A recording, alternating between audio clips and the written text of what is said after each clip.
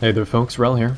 Today I wanted to show off some short clips that I've had sitting on the hard drive for a while, and I feel like there are some good lessons that can be shared here, so I'm going to break everything down and then you can kind of see what's going on in my head. This is going to be live commentary for the most part, so I'll be talking a little bit quicker, well a lot quicker than I normally do, but the footage, it takes place at Envari Barracks on Ezimir. I'm using a Serpent with an advanced laser sight, a Commissioner as my secondary weapon, and I have C4 in the utility slot, Grenade Bandolier as a suit slot, and 3 flashbangs.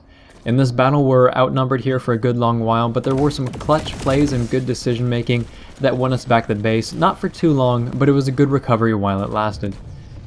Anyway, this had been going on for a while, and the clips that I'm going to show you, I'm just leaving the spawn room here. You can see that there is a Reaver up in the air. I'm going to take some shots at it. And the intent is not to kill it, though good damage or any damage is good damage. But if you can damage it enough to where you scare it away, that's the big thing, so that it's not harassing you anymore. I do see a couple of guys up there. I throw a flashbang mostly to detect where the enemies are, and if they're still there, if they had gone for cover. Flashbangs are really good in that respect. I actually ended up blinding my teammate, but he'll live. And if not, that's fine. And so I hear them on the left side here. Kill one. I wasn't sure if he got the res off, but I decided to back up and take my space. And so I hear that my cannon fodder over here died. See 2 people. One, I tried to get some headshots off on him, but when you crouch behind that little consoles, they're a good place to be. So instead I back away, I drop C4, because what is the enemy going to do? They see me run away, obviously they're going to want to chase, because it's 2 versus 1. So then I drop the C4, I got the couple kills. Right now we're going to play it kind of safe, we're doing a little hide and seek action. And take him down, make our way to the next capture point. I do see the guy on the left, so but then the corner of my eye I see the guy on the left again. Decide to take him out instead of going for the original guy.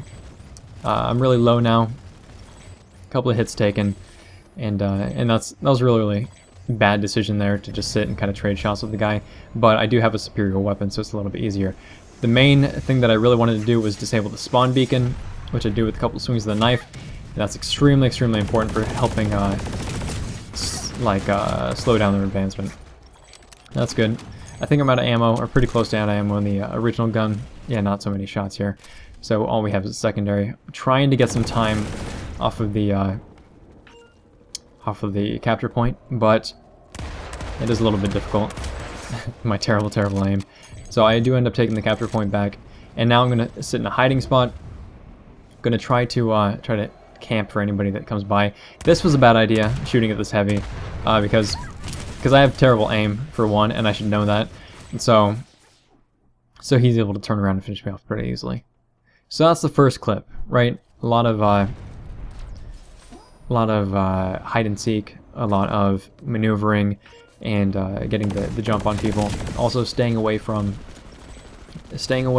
areas where we know the enemy is going to go, because so if you start taking over a capture point, you know the enemy is going to be at the capture point, or going to want to take it back. And spawn beacon was extremely important there to help slow the advancement. So now we're going to roll on into the second clip here. And again, I'm in the spawn room.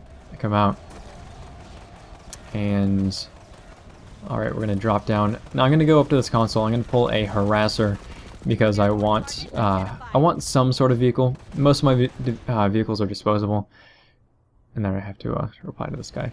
But pull a harasser. I use the proton PPA or photon PPA, so that I can deal with infantry if I do happen to find any out in the open.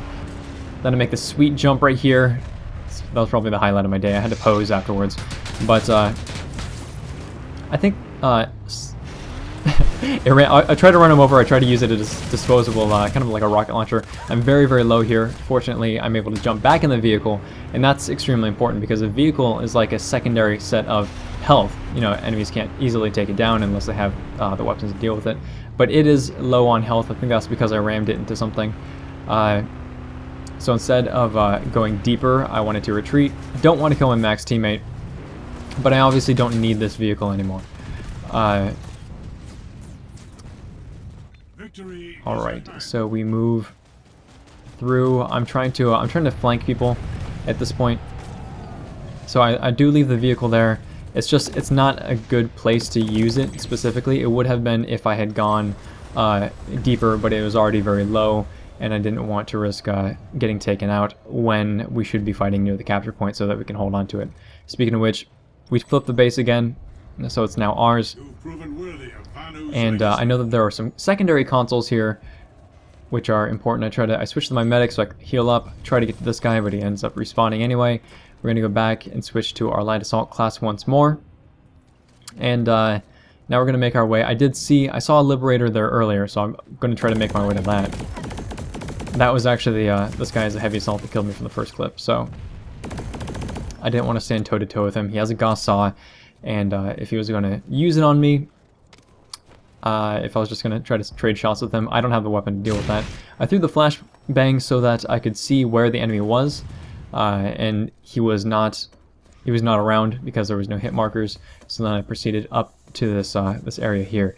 They have a Sunderer. I didn't know that at the time, but I did see a Liberator and some Bulldog rounds, which the Liberator also has access to. So I figured that the Liberator was up here shelling our allies from a distance.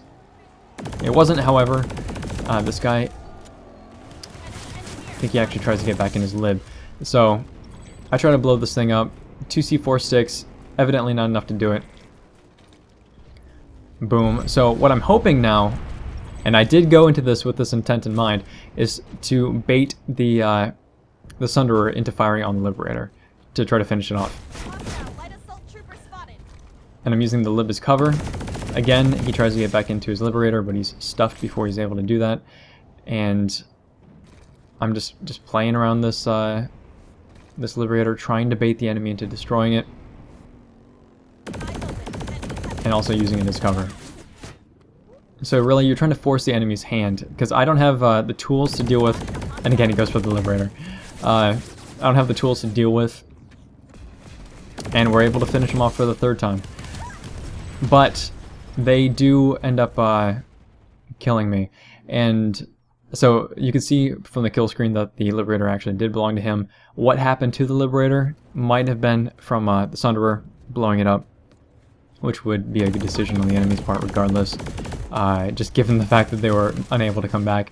I actually personally would have gotten into the Sunderer, backed it up, or just used the weapons in the Sunderer to kind of, you know, route me out of it, or shorten the distance from the Sunderer to the Liberator so that I could get back inside. But that's pretty much it. I hope these clips were somewhat entertaining and hopefully enlightening. This is sort of the decision-making process that I run through when I'm playing these games. I like to stay mobile, I like to flank the enemies, I like to surprise the enemies, and I like to bait them into traps, as you've seen with the C4 and with the Liberator.